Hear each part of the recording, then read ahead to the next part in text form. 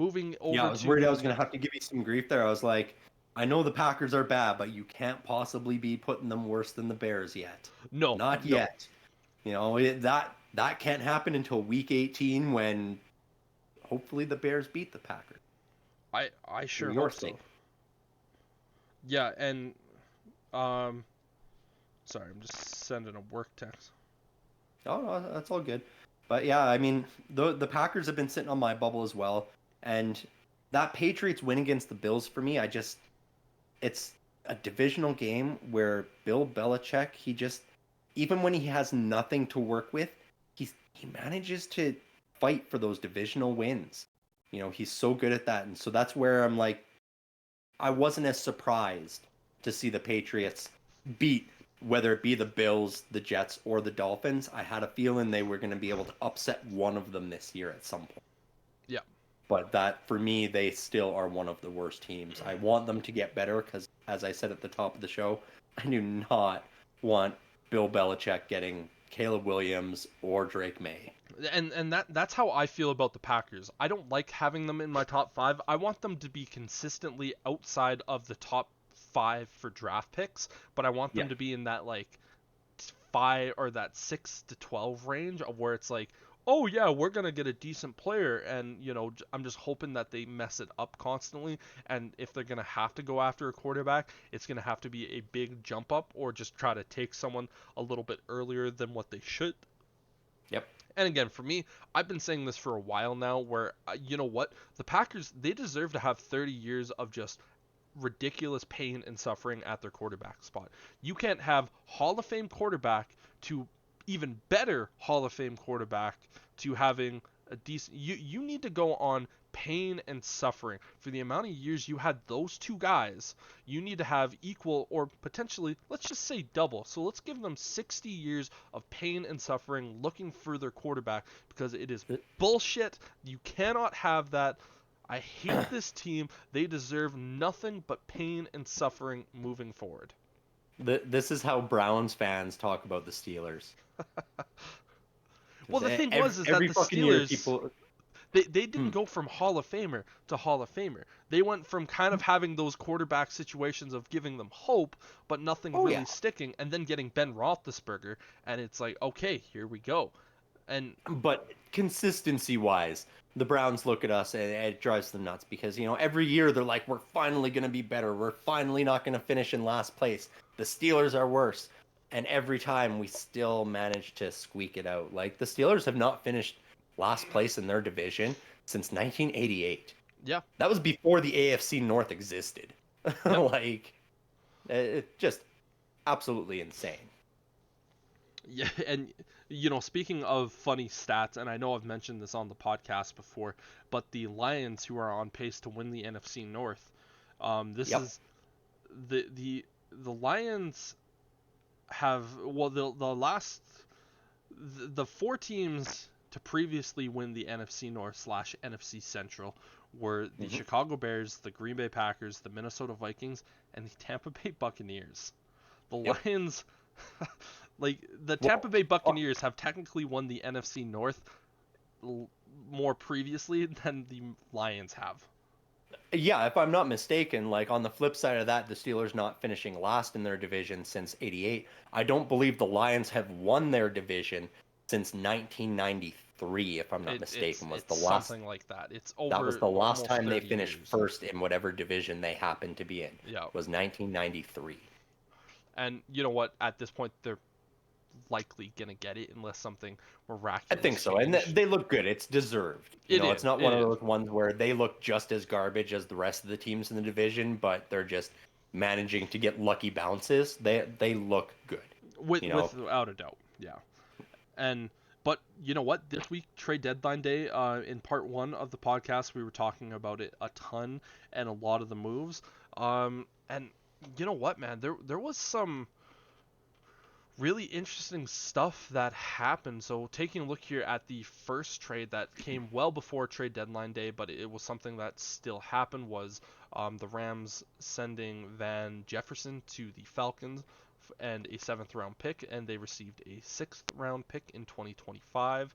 Not really a insane move there. But the Jets also sent McCall Hardman to the Chiefs, sending him back with Patrick Mahomes for a seventh round pick in 2025. They received a sixth in 2025, so pretty much just late round picks are swaps. The Eagles, they sent uh, Katavius Street and a 2025 seventh round pick to the Falcons, and they received a 2024 sixth round pick. So again, nothing crazy or outlandish there. And then we also had Ezra Cleveland, the offensive lineman from Minnesota, be sent to the Jacksonville Jaguars for a sixth round pick in 2024. Then we also had Donovan Peoples Jones sent to the Lions from the Browns for a sixth round pick in 2024. Rasul Douglas and a fifth round pick in 2024 sent to the Bills, and the Packers received a third round pick in 2024, so adding a little bit more ammo there. And the last trade before we get into the real meat and potatoes, the Eagles traded for Kevin Byard, safety, and they sent Terrell Edmonds, younger brother of Tremaine Edmonds, who is on my Chicago Bears, former first round pick by your Steelers, and a fifth round pick in 2024, also sending a sixth round pick in 2024. So just kind of all just a little bit lesser trades that happened. The first one that happened outside of trade deadline day, that was kind of a big one, was the Seattle Seahawks trading for Leonard Williams, defensive lineman from the New York Giants, sending a 2024 second and a 2025 fifth round pick. And honestly, I think for the Seahawks, that's a pretty bang up job getting that type of guy.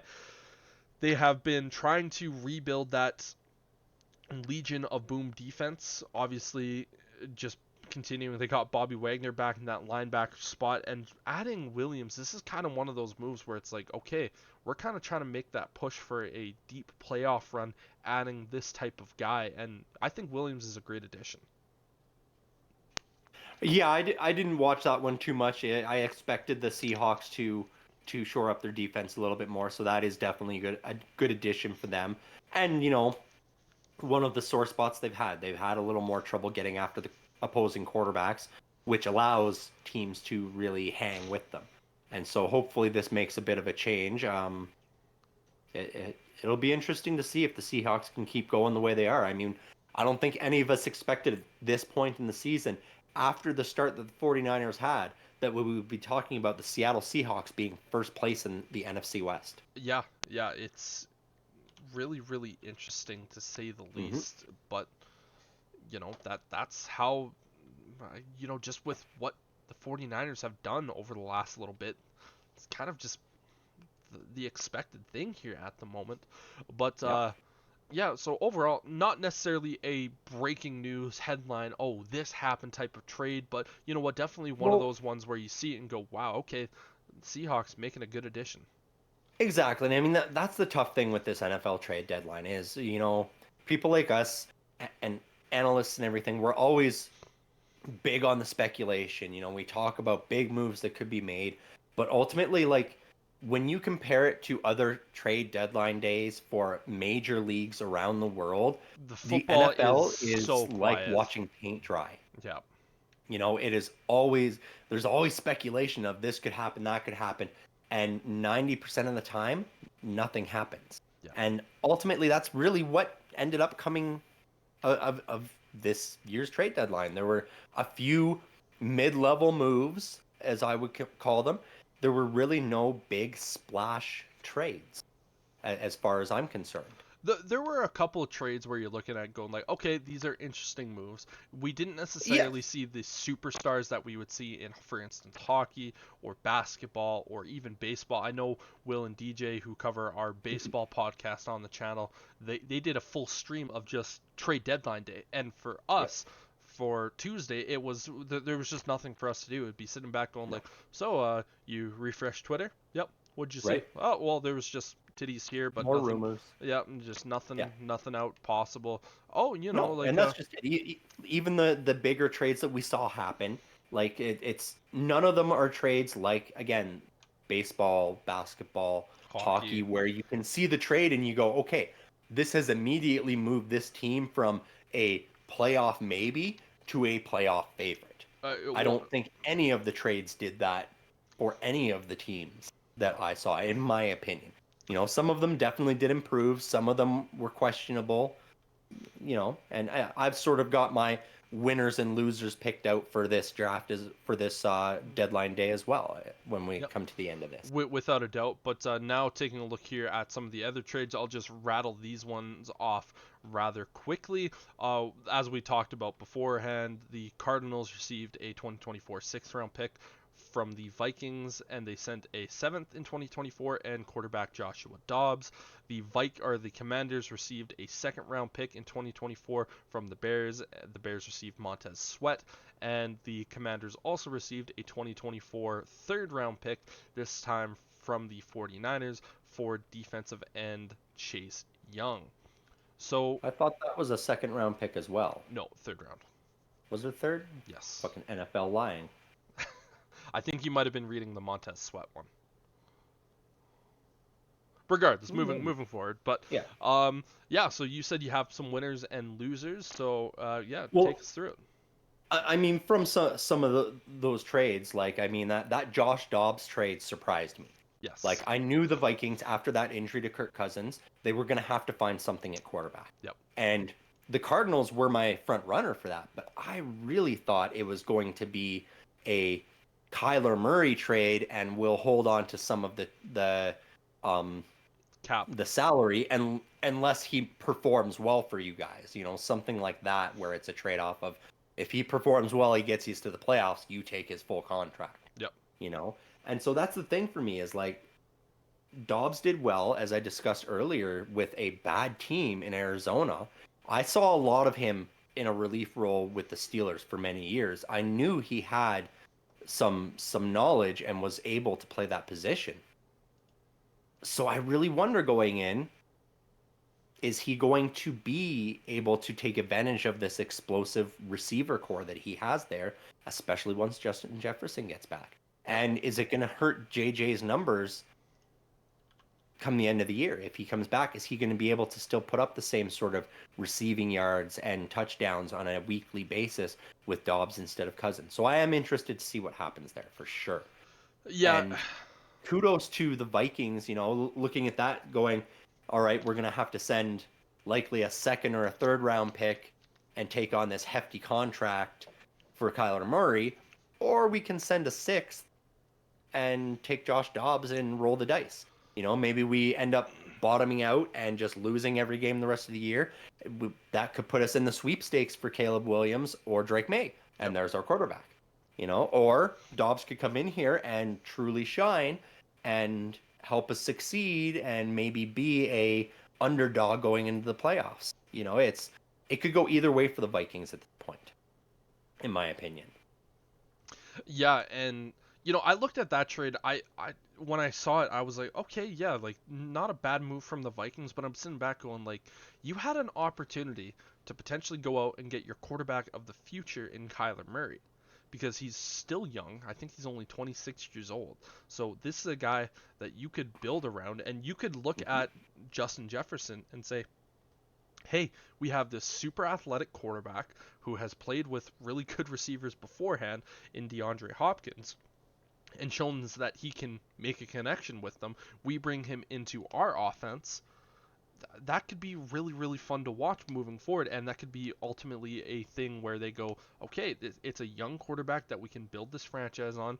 We're going to try to keep you with that, and that could be a selling point to Justin Jefferson. But now Justin Mm-hmm. Jefferson, right now, coming back from injury, he's looking at it going, okay, Josh Dobbs, are we thinking this could be a Geno Smith situation? Likely not, but I really would have looked at the Vikings if they would have made a trade with the Cardinals. I thought it was probably going to be for a guy like Kyler Murray. And the thing is that I think the Vikings easily could have sent a fifth round pick to the Cardinals and said, hey, you know what? We're sending you a fifth round pick for this guy, but we're gonna take on all of his cap situation. That's why our pick is going to be so low in this situation, just because we're going to take it all on and we're going to get that completely off your books, but it's going to be for a much lower value than what you would have had. And Yeah, so it's gonna be interesting to see for the Vikings what happens for the rest of the year. As you heard earlier, or in part one of this, I Hmm. said I think their year is pretty much just gonna be folded for pretty much the rest of the season. But yeah, and It's very possible. Yeah. yeah, it's gonna be really weird to kind of watch and see just kind of for the rest of the year. But Hmm. yeah, now moving over to the Commanders and trading away both of their edge rushers, we definitely talked about it. But I think we're gonna start with Chase Young before we get into Montez Sweat, obviously because I have a lot more opinions on the Yep. Montez Sweat one, being that it was my team that acquired him. So yeah, take us I through. mean, this is a win for Chase Young, in my opinion. He's getting out of Washington, a place where he has said consistently for about 2 years now he's tired of. Yeah, He's done with them. He doesn't want to be there. And unfortunately, because he's been so outspoken, a lot of teams around the league and a lot of analysts are looking at it going, oh well, he's not a good fit for a locker room. He's a bad locker room personality. And I look at it and go, no, he was just on a badly managed team yeah, and he was frustrated. He was one of the biggest prospects coming out of college when he came in, and he just went to such a horrible team and just wasn't able to do it. And then he fought with some injuries over a couple of seasons, and I think it just weighed on him. He's now going to a 49ers team with an already excellent defense. He's going to have Bosa on the opposite side from him.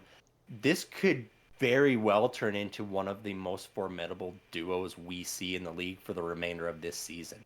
yeah. I saw this trade and I looked at it and went, oh my God, we might actually have somebody that could rival this Watt Highsmith duo that is currently dominating the league in their pass rush ability. And I'm excited to see what they do. It's definitely a gamble for the 49ers. This is a very much a now thing Mhm. because as we've discussed, the 49ers are kind of entering cap hell after this season. They don't really have a whole lot of money to pay guys. Yeah, And so and Chase they've already Young, they've already said that Chase Young is only a rental for this year, so he's not going to be a 49er moving forward. So this is really them exactly. saying like this is us going out there and we are throwing all of our chips down on the table and trying to Yeah. get it. And that's just it. It's Chase Young, come here, help us win a Super Bowl, and then maybe you get paid somewhere else because the Niners are not going to be able to afford to pay him. That No. is the unfortunate reality there. And this could be the best case scenario for Young. That's why I say he's a big winner here because he's going to have a chance to potentially pad his stats and look really good. And if he does come in there and turn this Niners team around, who's on a 3 game slide right now, going into their bye week, and they turn it around and end up even not winning a Super Bowl, but getting to the Super Bowl or having a very competitive NFC championship game. That then propels Chase Young into a position where He's going to he's going make to have a a lot of teams ridiculous look, amount of money. right? A lot of teams looking at him in the offseason going, okay, this is the guy that we could potentially pay to be our number one guy. Well, and he's Whereas with 24 right Washington, now. go ahead. He's 24 years old right now, and Hmm. he's on a really good season so far with the numbers. Again, he was still banged up at the beginning of the year, but once he got out there, it was like, okay, Yep. hey, I'm Chase Young, boys. Like, remember, I'm the former number 2 overall pick, Yep. and like I was talked about being just as good as Nick Bosa, who is now on the opposite side. And yeah, for Chase Young, this is going to be him going out there going like, yeah, I'm probably going to end up with 12 sacks this year, being on the opposite side of Nick Bosa. And then I'm going to hit free agency and I'm going to rake in the cash because next year I believe he's going to be 25 at the start of the year. I'm not entirely sure, but Yep. even at 25, if he is, he's going to be able to get a 5-year deal that could potentially rival Nick Bosa. Right? And Yeah, and honestly, with how this season's going, I have a feeling that it's going to be a divisional rival that he ends up landing with in Seattle. maybe, but yeah, Yeah. I was a little annoyed that the Bears didn't ultimately give that price for Chase Young because walking into this trade deadline, I heard the rumors about like, oh, the Bears are in contact with the Commanders about one of their two edge rushers in either Montez Sweat or Chase Young. I said, you know what? I would much rather take Chase Young because again, he is younger. He has a lot more potential to be a elite top end edge rusher than Montez Sweat does, but again, he comes with that, there's reports that he would sometimes be out there and playing selfishly for himself, going, you know what? I'm not necessarily going to try to make this tackle because I've taken injuries. I don't want to risk it. Or, you know what? I'm supposed to be doing this coverage, but I'm going in for a sack because I want to try to pad my numbers.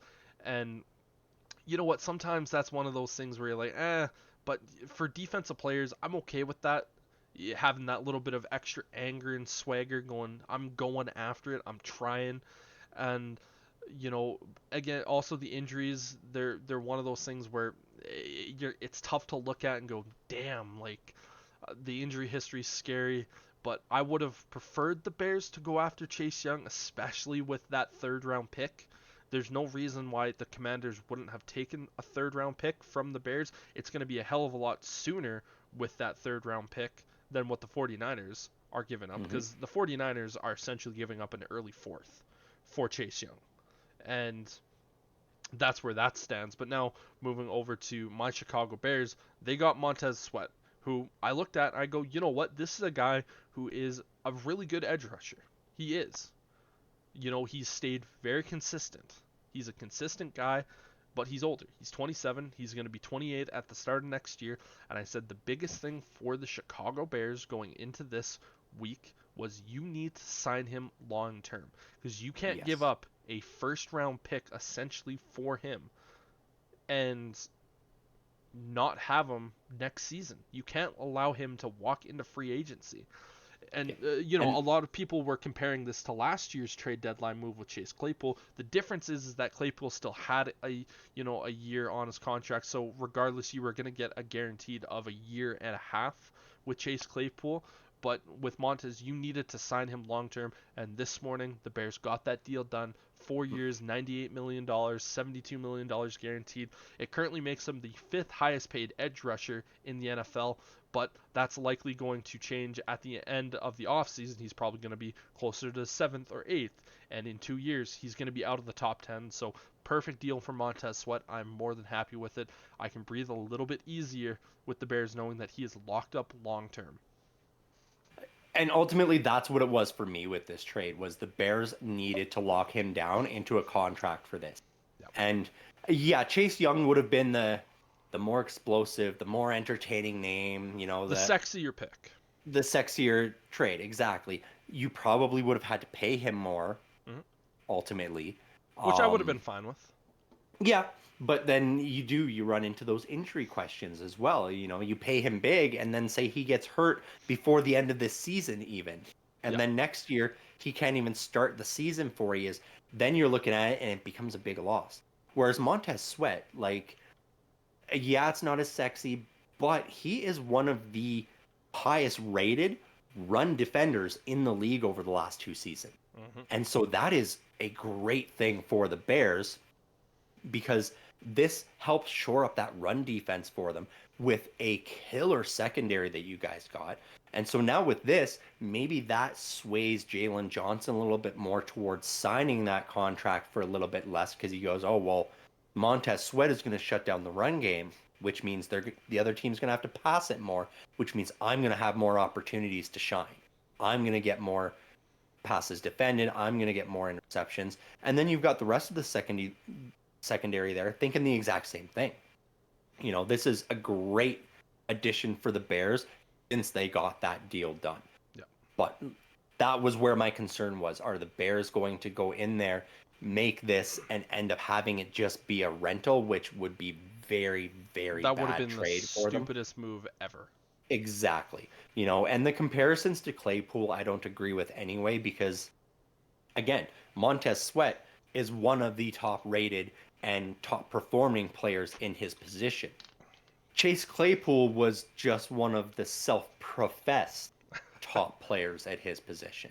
The only person who agreed that he was a number one wide receiver in the NFL was Chase Claypool. Outside of that, he was barely top 50, Yeah. if that. And so that's where I don't really compare the two. Last year's trade was a terrible trade for the Bears. It was an amazing trade for the Steelers. This year, I would say this is a win-win for both sides. Because the Commanders get an extra second round pick, which depending on where they finish, they can bundle stuff together and they can maybe move up for a quarterback if they decide Sam Howell's not the guy, or if he's dead by the end of the season because he gets sacked so much. Yeah, And totally. then the Bears, this is a win because now they can go into this draft going, okay, well, it'll be good to get another edge rusher, But it's but not it's the not top a priority. desperate need now. We Yeah. can now look at it and go, hey, we could do Marvin Harrison and Caleb Williams and not question ourselves. Whereas before it was a lot of thinking of, we really should only take a quarterback and then really get a guy on defense. Now they don't need to do that necessarily. They can wait till the second or third or fourth round to get that extra edge rusher because you don't need the top caliber talent in that position. Yeah. And the other big reason why I said this move needs to get done before the offseason is because you still have Jalen Johnson. I'm so happy that the Bears didn't trade him away. Like you and I were talking during that day, I was shitting Yep. myself because I'm sitting back going like, I know I'm constantly refreshing Twitter going click click click click click because I was waiting for that Ian Rappaport. The Chicago Bears have traded Jalen Johnson too, and I'm just sitting back going like, don't do it, don't do it, don't do it. Pay this Yep. goddamn man. Pay him, pay him, pay him. And the Bears signing Montez Sweat, that opens up the Bears to have a little bit more flexibility with Jalen. You have the Mhm. franchise tag. I don't love the franchise tag. I've said this multiple times. I don't like it. I would prefer the Bears to use the transitional tag with Jalen because Jalen can then go out there, test free agency, and if he sees, and you still have conversation with Jalen where you can say, listen, like we want to sign this, this, and that, but Mhm. Jalen Johnson will sign a contract during with that transitional tag, and the Bears can look at it and go, okay, this is what you feel like you're worth. We're gonna say take that. Go back to what they did with Kyle Fuller a couple years ago or multiple years ago, where it's like, okay, we're gonna allow you to test free agency with this transitional tag, and then we're just gonna essentially take the deal with the team that you sign Yep. and match it. I'm frankly surprised more teams don't utilize that transitional tag I, for that. I, I know I think it's like this misconception and this fear that other teams are going to look at it and undervalue and underbid on the player. But that player ultimately is still going to look at that and go, "Well, no, I'm not signing with the team I'm currently on because this is what they were offering me and this is not enough for me." yeah. I feel I'm worth more than that. And so 9 times out of 10, the player is going to look at it and go, unless they're miserable with their organization, which Jalen at that Johnson point, isn't. no, no, but you franchise tag a player enough times, you've seen it where the guy starts getting aggravated and going like, you keep getting me on, yeah, great, I'm making a bunch of money, but it's only for 1 year, and if I get hurt, my career and my life is over. You want You that know? long-term security. And I think when it comes to the Exactly. transitional tag, I think a lot of teams are scared that there's just going to be one team that goes out there and is like, "Oh, hey, we're going to offer this guy $35 million a season for the next 10 years." And it's like, Yep. well, no team's going to do that because if they overpay a guy massively, well, then that current team is going to go, "You know what? We really, really like this guy and we don't want to lose him." But these guys are overvaluing him by 10 million a season. Hmm. Have fun with that. You're going to get a great player, but guess what? You're in cap hell. Teams Yep. just aren't going to do that. There might be a team that goes, okay, you know what? We're going to overvalue this guy by a mil or two, like maybe 1 or 2 million. But other than that, you're not getting crazy. And you know what? See, Jalen the, Johnson is worth 20 million, in my opinion. yeah, I mean, he's one of the best shutdown corners in the league right now. Why do you think when we were doing our trade deadline speculation, I was saying the Steelers need to get in on that, and there were rumors that they were Well, there was because two could teams you that were imagine? were going after Johnson at the deadline. That was the Steelers Well, and the it 49ers. and the Cowboys, I believe, were the three teams that were in the final running for him. But like, could you imagine Jalen Johnson on one side, Joey Porter Jr. on the other? That would be a formidable secondary. Yeah, But it like, really would. I'm not sure 100% on the transitional tag and what else applies to it. But if it's not this situation already. I wonder if maybe the league needs to look at turning it into like you know when you've got with the NHL, you have the guys, you offer them the Yeah, um the RFA, contracts. Yeah, the RFAs, and then another team offers them a contract of X amount of dollars and years. and You they get have to a try to get those increasingly picks. better draft pick back from that team. Yep. I feel like perhaps that's something the transitional tag needs added to it if it's not there already. Well, the thing is with the So that franchise tag, you can still go out and sign players that have signed with that franchise tag, but you're gonna have to give up like 2 first round picks, and so most teams well just that aren't really worth doing no, that. but that's where I feel like it needs to be a gradual scale, like it is with that RFA contract style in the NHL, where, Yep. yeah, you offer him an entry level deal just like the other team is. Sure, he can sign with you, but the other team's getting nothing back, that sort of thing. Whereas you offer him that big contract, you have to send a first and a third or something like that over. Yep. I feel like maybe something like that to curb the fear of, oh, somebody could just overpay him, because, okay, yeah, you're overpaying him, but we're getting your first round pick next year back for him as well. Totally. And I think Then that it would be a pretty worthwhile thing to do. And I'm pretty exactly. sure the Or if it's that, transitional tag has something along those lines. I would need to read yeah, into it a little bit more, but that's what I was saying. I'm not 100% sure. Because then, yeah, if you get a guy who's a team that sort of undercuts a bit and undervalues, and you're like, well, like we didn't want to pay him that much still, but you're willing to pay him that much, then maybe you get a second and a third round pick, yeah. because then you're still getting some compensation back. I think that's ultimately why teams don't use that transitional tag, is because the player can still go elsewhere and you get nothing back for him. Whereas with the franchise tag, the only way he's going somewhere else is you're getting return on it. And that's what I think is missing, is that return on investment for teams, for them to start using the transitional tags more. Yeah, and when it comes to Jalen Johnson, the Bears, they're guaranteed to use the franchise. They're gonna slap Oh, you Jalen have to. Johnson with the franchise tag. Yep. You can't lose him. Ryan Poles, the general manager, came out this week and said, "Listen, I was not trading Jalen Johnson away unless it was a late first round pick or a guaranteed of a high second round pick." And I was going, "Yes." Because you can't lose him without getting extremely good value for him, because he is one of the top 5 corners in the NFL. People are go, well, he doesn't get interceptions. It's because, yeah, teams don't throw the ball his way. Want to know Right? why? Because the receiver, it doesn't matter who it is, he's covered. And you Yeah. just kind of sit back and go, well, it's like, okay, yeah, sure. Trayvon Diggs might get, 10 interceptions a season. But you know what he also gets? Burned. A Yep. ton. It's like, yeah, you have that risk factor. Jalen Johnson has only 3 interceptions over his career, but the entire time that he's been in the league, they don't throw him the ball, or they don't throw the Ex- ball his way. He's a exactly. shutdown corner. Yep. And that's, arguably what the Bears are missing, is a complement on the other side, because then if teams have no choice but to try throwing Jalen Johnson's way, because there's already another shutdown on the other side, that's sort of the offset, is you can shut down one side of the field or one player, but then that does open everything else up. Mm-hmm. And so that's where it's a tricky metric to read, because a lot of teams and a lot of, you know, the armchair quarterbacks and coaches, they sort of look at it and they go, well, if he's not getting interceptions, then he's not good. And it's like, Yeah. no, if they don't throw the ball his way, it's because they're afraid of him, Yeah. you know? Like, And he that's is a because they game know if they changer throw at it there, corner. exactly, it's a 50-50. Is my guy going to get it, or is this going to be a pick six?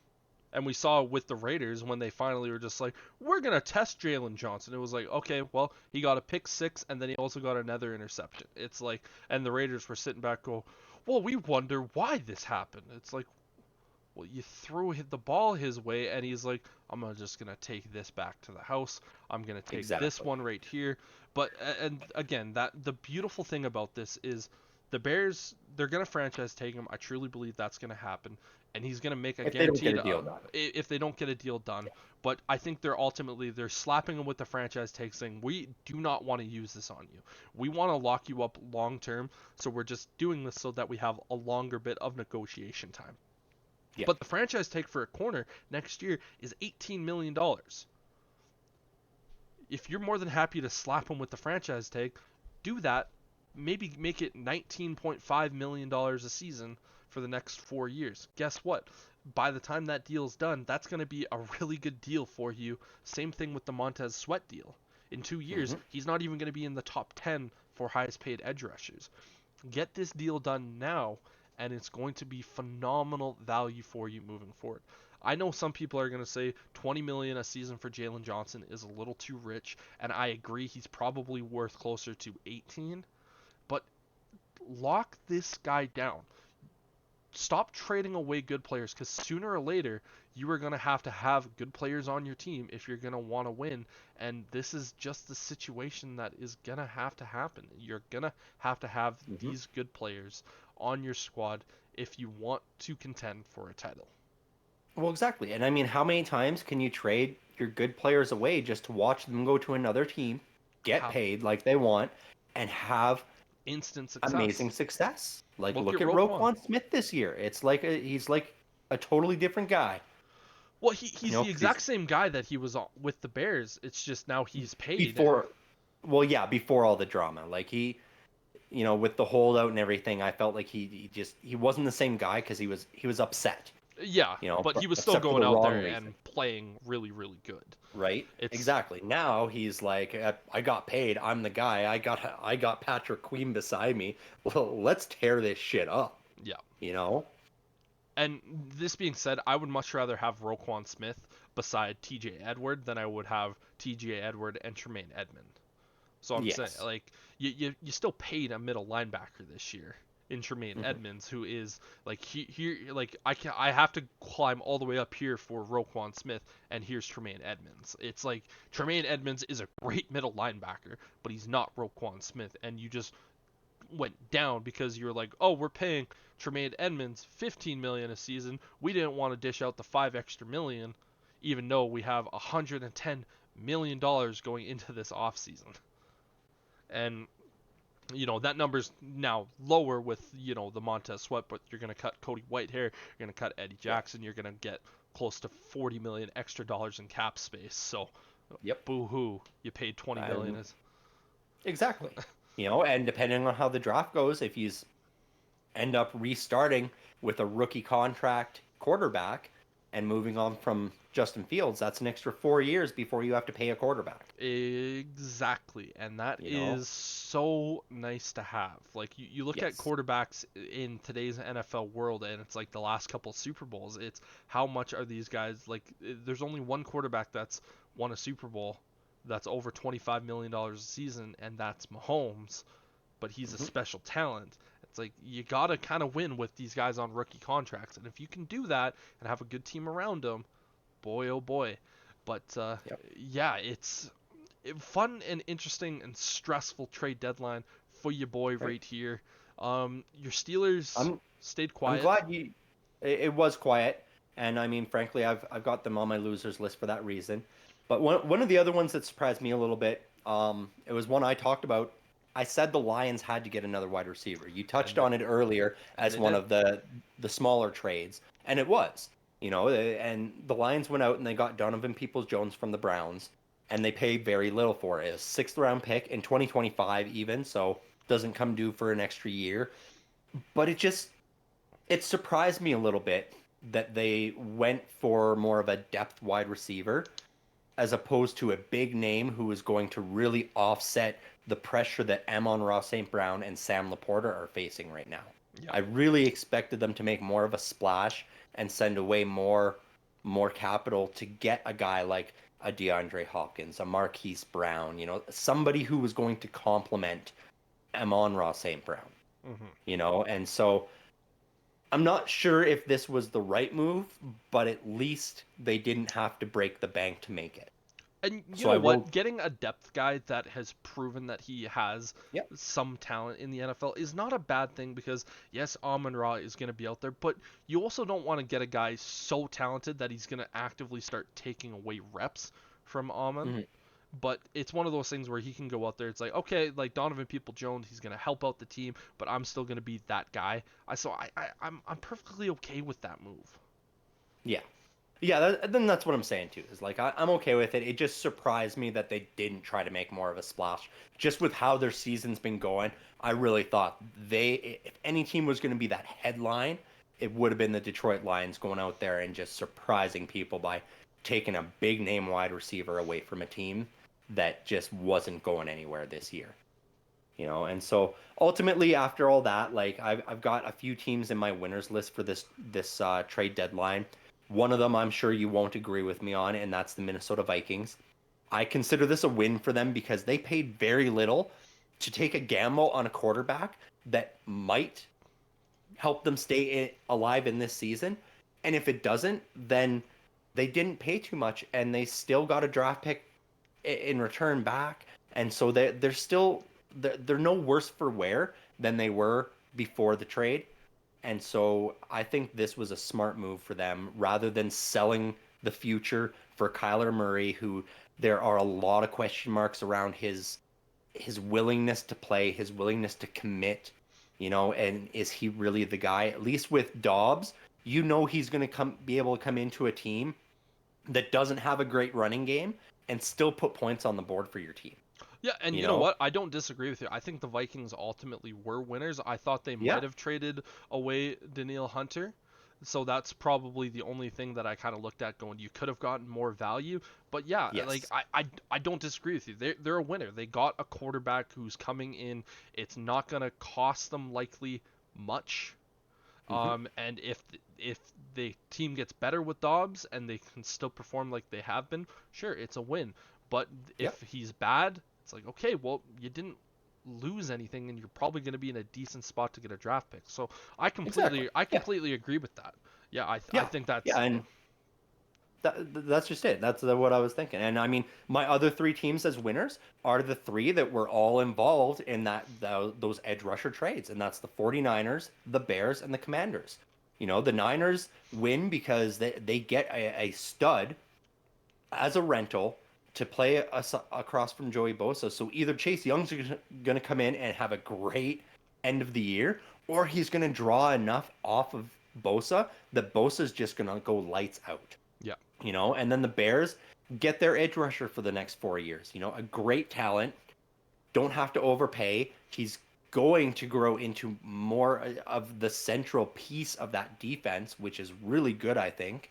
And then the Commanders get a couple of good draft picks that they can either use to continue building or they can utilize in bundling together to move up in the draft and potentially go after somebody that they view as their future, whether that's a quarterback, whether that's somebody to protect on the O line, whatever it happens to be, because that's ultimately it. Is you need either a guy that's going to be better than Sam Howell, or you need to find a way to keep Sam Howell upright. yeah. Give him the chance to throw it to Terry McLaurin and Johan Dotson.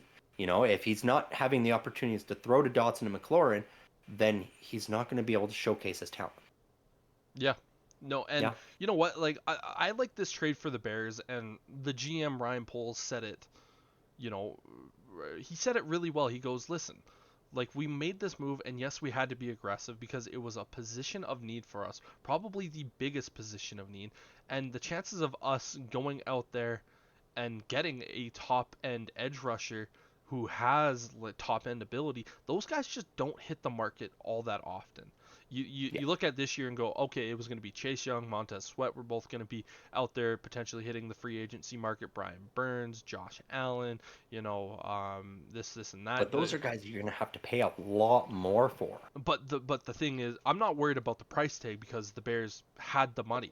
The thing was is chances are you were going to have to trade for those guys anyways because the franchise tag exists. Teams Yep. were at the deadline, they were going to trade. People are going, well, how come you couldn't have gotten Montez Sweat at, during free agency?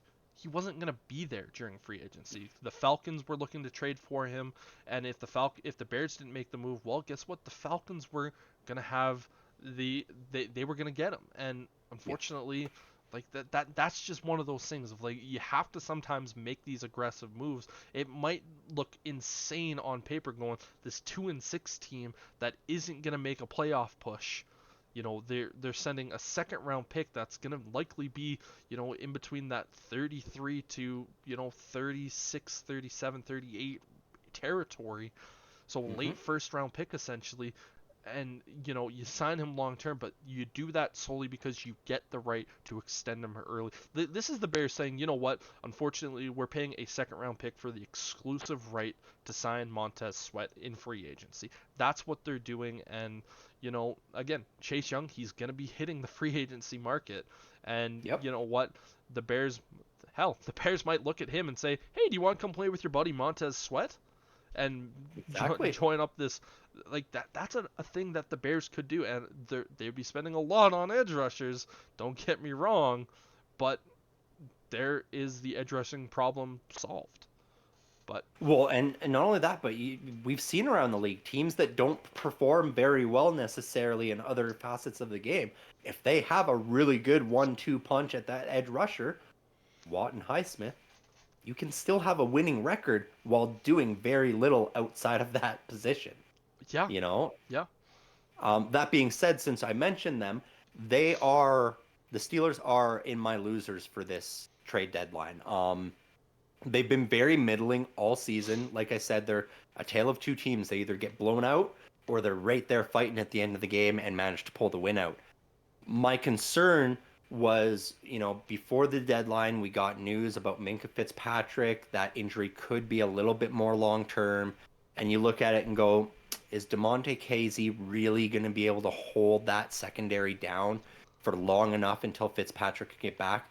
I'm a little surprised they didn't go out there and try to make a play for someone like, say, Justin Simmons and bring him in to fill that gap, because you could have potentially got him for a little bit less than what he's worth, because the Broncos aren't that great and they know they're likely not going to be able to keep him beyond this year anyway.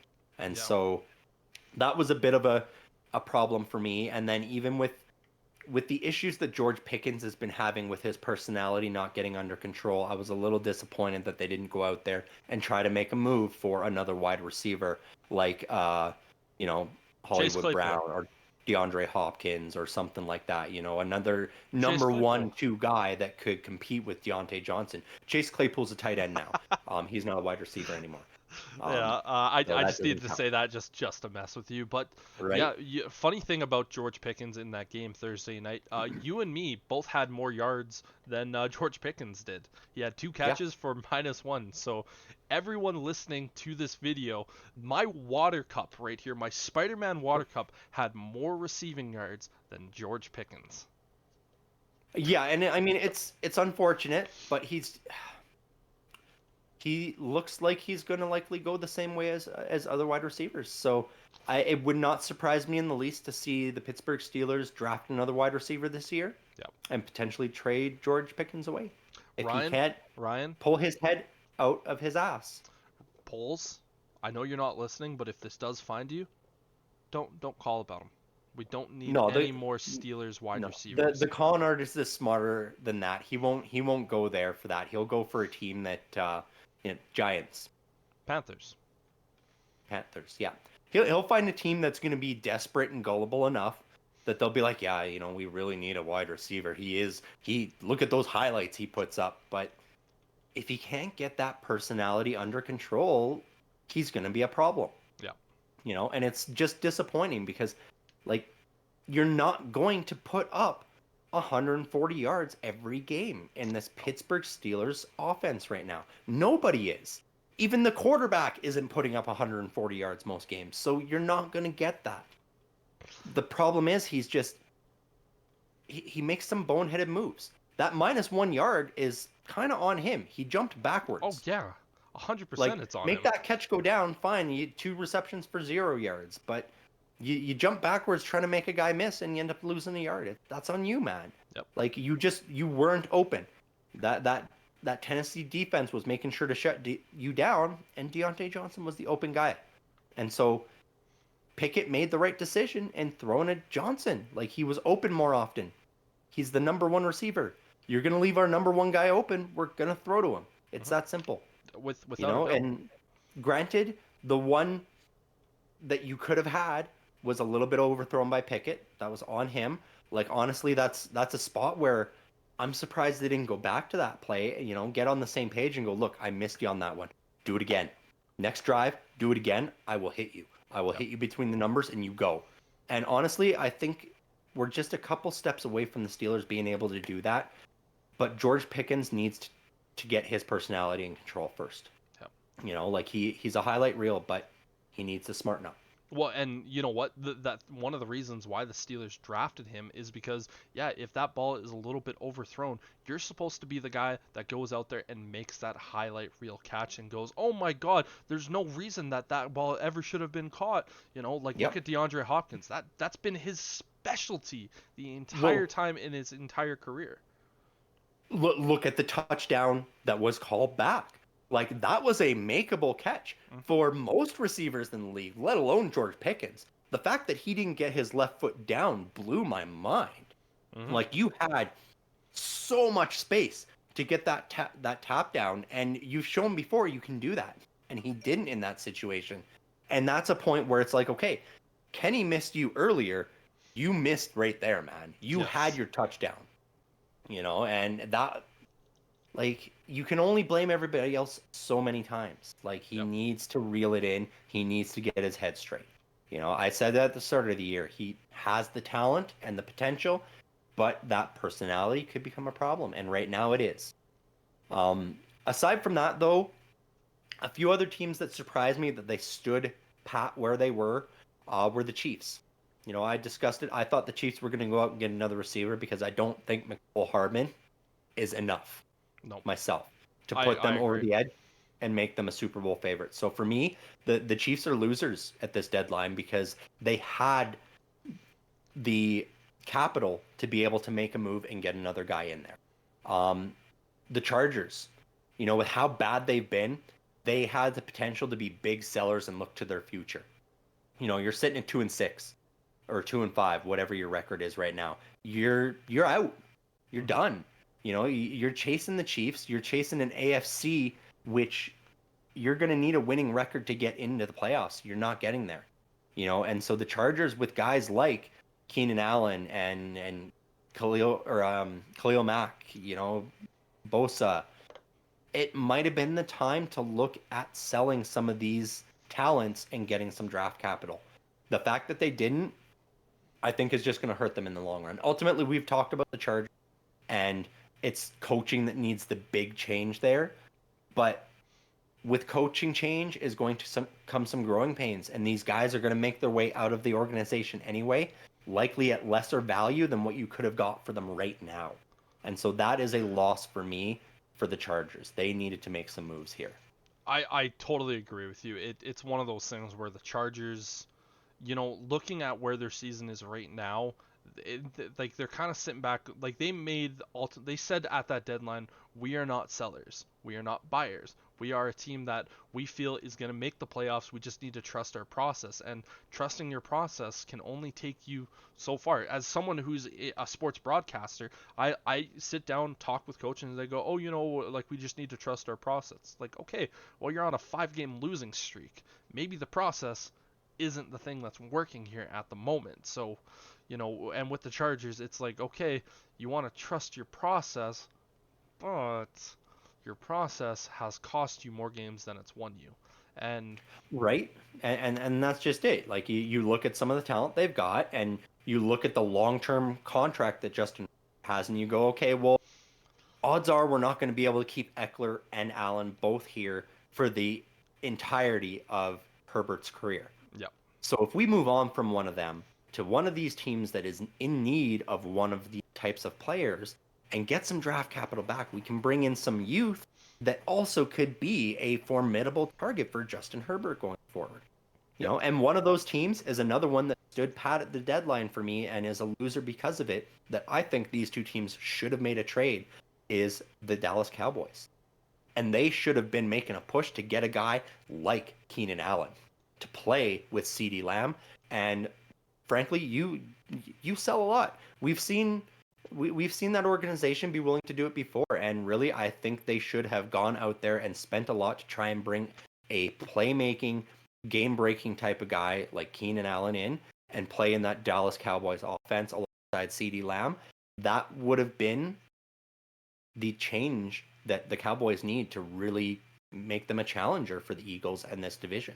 Because right now they're sitting there looking up at them, and they're going to have to play the Eagles at some point come playoffs, and you're not going to beat them. You're not going to beat the Eagles. You're not going to beat the 49ers.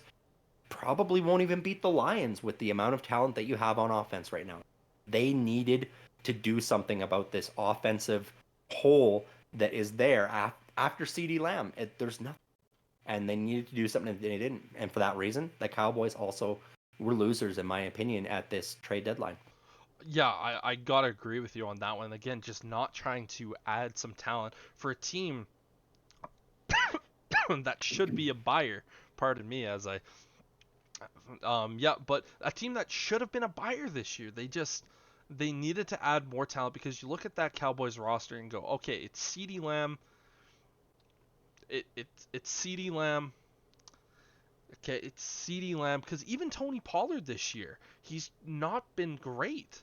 Like your franchise taking him, and the thing that we saw so much from Tony Pollard over the last couple of years is those explosive plays that just haven't come, and it's really showing that Tony Pollard is more of a guy who's great in rotation as opposed to Yes. a number one running back. Because you need to remember, number one running backs are a dime a dozen, and a lot of Yep. guys that you look at and go, oh, he can be a number one running back. It's going, okay, well, he's part of a rotation where he's in situations where he's good.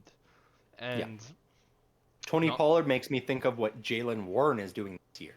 yes, He's the number two guy behind a established back, and he is lighting it up because he is that change of pace. yes, When your pace is what's there, you're not getting the yards. And we've seen it when the Steelers try to run with Warren and have Najee be the rotational guy, he doesn't get the yards.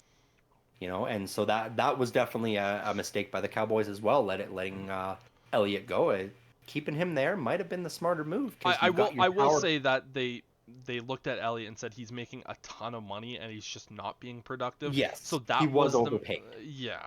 So I get that Yes. there. But moving on, this is my last loser of the trade deadline, which is a team in the Denver Broncos. This was a team that Yep. they need to make a couple of moves. They had two wide receivers that were being talked about as trade deadline guys, in Cortland Sutton and Jerry Jeudy. And Yep. you know what? There was likely teams that would have given you maybe not exactly what you would have hoped for, but you could have had something, for instance, like the Cowboys. Imagine the Cowboys getting Cortland Sutton Jerry or Judy. Jerry Jeudy. Yep.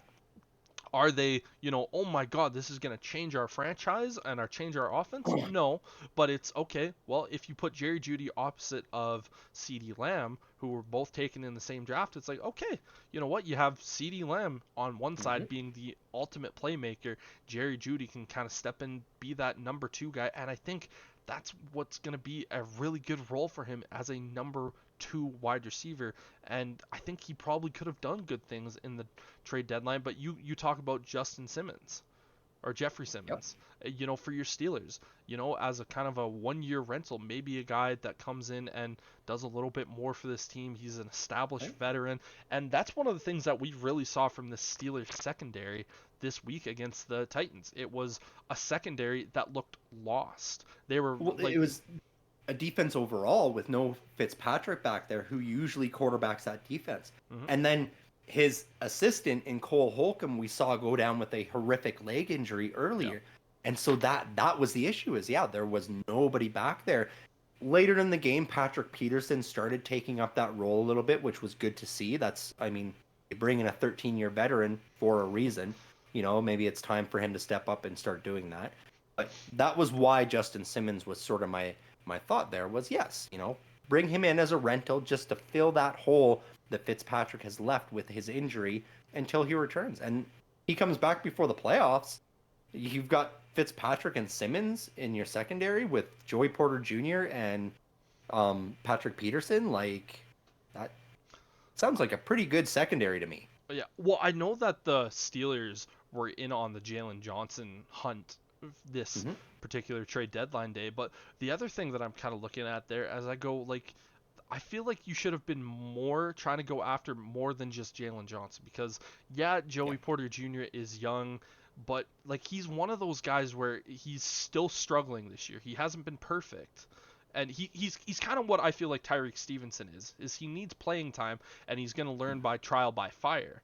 But this Steelers defense, they're going to win a lot of one-score games, but their defense, or their secondary in that defense, and particularly the corner spot, has still kind of been rough this year. And if you were able to get another guy in there, something where you send like a fifth round pick for an established guy, maybe he's not going to move the needle and get headlines, but it's just going to kind of be someone's just a little bit more consistent for that Mm-hmm. secondary. That would have changed it and, been able to help it along. But yeah, for me, Broncos were one of those teams where it was they were a loser at deadline just because they didn't. Mm-hmm. I agree. Again, it's always hard to say they're a team that's a loser because they didn't sell off pieces. But the Commanders fans are looking at it going like, okay, we lost our two best edge rushers, but you know Yeah. what? That gives us a second and a third round pick in this year's draft to add more talent. They will likely not be even Mm-hmm. close to what Montez Sweat and Chase Young were, but they're going to be rotational guys that come in and help fill out depth for this team moving forward. And you know what? We can live with that. And the Well, Broncos, and with where they are in the draft too, those are likely going to be offensive line guys to help protect your quarterback. Like you've shown that you can hang with some of these teams mhm, like the Eagles. It's just at the end of the game, you can't win because you can't keep your quarterback upright. yeah, But without a doubt. yeah, and yeah, the Broncos really should have been in fire sale mode because they're not sitting on as many draft picks as a team like the Commanders are right now. Like they really should have been sellers to try and get some more capital and really consider their future. Because is the future going to be Russell Wilson and Sean Payton with a bunch of undrafted rookies? Like, are they going to start going the Tennessee Titans route? Is that their plan? Like, what do the Broncos have planned for the future? Like, nobody knows. I don't even think they know. Well, with the conflicting reports of like, oh, hey, the Broncos are going to move on from Russell Wilson at the end of the year, and it's like, well, Russell Wilson has not been the greatest quarterback this season. He has been a lot better than what, particularly myself, has been claiming from him. I still think he's been dog shit this season, but you know what? He was a hell of a lot better than last year, and he's Yep. been one of those quarterbacks. I would say he's been a top 20, kind of creeping into that top 15 quarterback this season. Yeah. And if the Broncos aren't in a position of like that top 3 position to go get a quarterback, do you sit there and go, okay, well, there's two really, really good offensive linemen in this draft. There's a D tackle out of Illinois who is going to be a game changer. Do we just try to continue to add some more young talent to this team and go that direction and still have Russell Wilson and go, okay, well, you got another year, because there's a ton of really good quarterbacks coming out next year as well, Yep. as opposed to just this season. And hell, maybe you look at that second round and go, you know what, we'll draft a quarterback with our second round pick, get him to sit behind Russ for a season, and Hmm. maybe fire him in there at some point and go, okay, well, here we go. That just speaks more to our point of they should have sold some of these pieces off. Because if you have multiple second round picks, it's easier to spend one of those on a gamble quarterback who could be your next guy. Yep. When you're limited on how many picks you have, it makes it tougher going forward. Well, that You second know? round, that's like where they're going to be with their second round pick. That's prime Bo Nix, Michael Penix Jr. Yep. Like you can get a guy Sure, should possibly. maybe if he's in the draft, and Yeah. it's one of those things like that's an area where you can say, you know what, we could afford to go get a quarterback potentially of the future, but without those extra second round picks, the Broncos are kind of now at this point of going like, we can afford to Yeah. either, like, that's also a prime territory for like a guy like Chop Robinson, edge rusher out of Penn State, where it's like, Hmm. oh, you know what, we could use that little bit of extra edge rushing help, but like it's going to be a coin flip for them, and you know what, that could ultimately hurt them. And yeah, that's not to say that they won't make moves, come the end of the year where they go, Hmm. you know what, we'll trade away this guy, but the value now isn't there. Well, exactly. The value is greater at trade deadline because these are guys that could potentially go in and help another team win a Super Bowl. Whereas at draft day, it's more, okay, we're building our team for next year already. And so Yes. that value is immediately lowered. you know. And Yeah. so going over the last team I wanted to talk about, which I mean, they've been losers all season long, losing at everything. You know, they did make one trade at the deadline here, and that is the Arizona Cardinals. What what is their plan going forward? I'm trying to figure it out myself because they do. They've got Kyler Murray on the books for, is it 3 more seasons Yeah. at this high rate of pay, and you're not even playing him when he is medically cleared to play. You know, and this is a team that is going into a draft where they could be looking to do the things that the Texans have done this year. They have 2 first round picks, which could potentially both be top 10 picks, if not top 5 picks. You know, they've got their own pick, and the Texans still show some struggles here and there. They could I, go I on a think it's probably closer to a top 10 as opposed to a top I 5. think so too. I'm just saying the potential is still there. Yep, The with Texans don't true. have a good enough record yet that it's guaranteed not to be a top 5. This You is know, true. anything could still happen. You know, and then on top of that, they have 2 third round picks. They have 3 picks in the 5th round. They have loads of picks going into this draft that they can either fill up their roster or they can package some of these and move up to better spots. Like, the real problem is, what do you do with Kyler Murray? Hmm. Because if you do get your quarterback of the future this year, say they are the ones that land a Caleb Williams or a Drake May, you can't have Kyler Murray in that. But where do you move him on to? If you weren't able to get him to a Vikings team now who was desperate for a quarterback, what are you going to do next year? Are you praying that I the have a team. Raiders? I have a Hmm? team. I have a team. Patriots. That's, see, possible. But the Patriots, as I discussed, are a potential team that could be looking at a Caleb Williams or a Drake May themselves. Yep. And why would Bill Belichick go for a quarterback in the style that he does not like? Because Bill Belichick does not like mobile, tiny quarterbacks. You know, and so why would he be willing to go for a Kyler Murray when he could get a Caleb Williams? Yeah. But going You back know, to and what I so was that, saying with the Vikings earlier, and this is why I think that the Patriots could very much do it, is they say to the Cardinals, well, listen, you have the first overall pick. You're going to draft yeah, a quarterback. We're going to send you a 5th round pick in this year's draft. We're going to take all the cap space for Kyler Murray, but we also have a top 5 pick. And guess what? We're just going to fill it with either a Marvin Harrison Jr., one of these tackles, or a defensive player like the D tackle out of Illinois. Maybe go after an edge rusher and try to help build that defense. And then go, you know what? We're not necessarily ready. We're going to test this Kyler Murray theory for a year. If our team is still trash and we're horrible, well, guess what? There's a bunch of really good quarterbacks in next year's draft as well. So that's yeah. why I think the Patriots would be a team. And Bill, if he's still the coach, because we don't know, the Patriots might not have Bill Belichick as their head coach. That is possible. Yeah, that definitely is a possibility. You know, he's reaching that age where he might just choose to retire too. You know, I Yes, know people are yes. talking that he might get fired.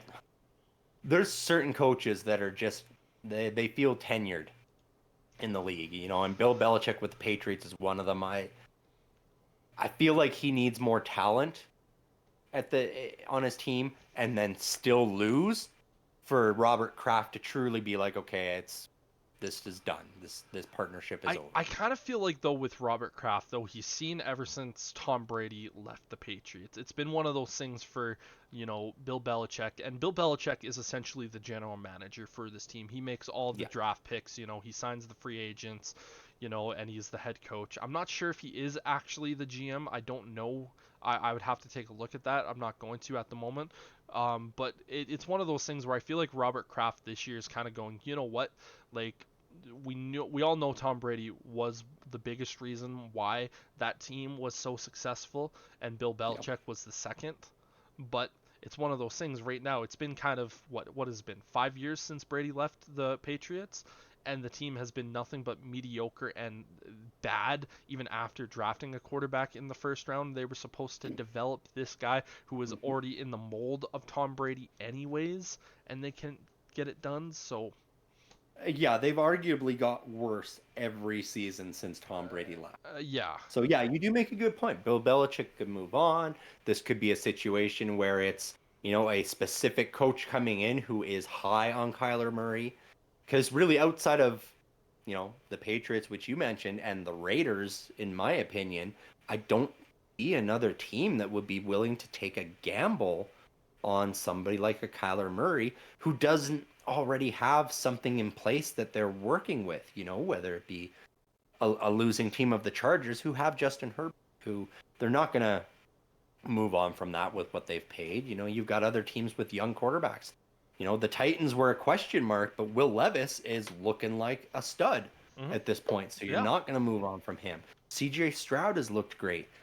The Panthers will not move on from Bryce Young yet. This is going to be a full term experiment with Bryce Young. I don't see them moving to another quarterback before year 3 with him. Like there aren't any other teams I can think of that would take that gamble, that have the space and capability and willingness to take on that contract. The Patriots at least would bring him in, and if it doesn't work, they'd be willing to cut him and eat that cap. Yeah, for sure. Ultimately, I think that might end up being what happens to the Cardinals, though. If there are no suitors, no buyers, they might just have to cut him and pay him to stay home. Yeah, that's just one of those things. This Kyler Murray situation has been so weird this entire year.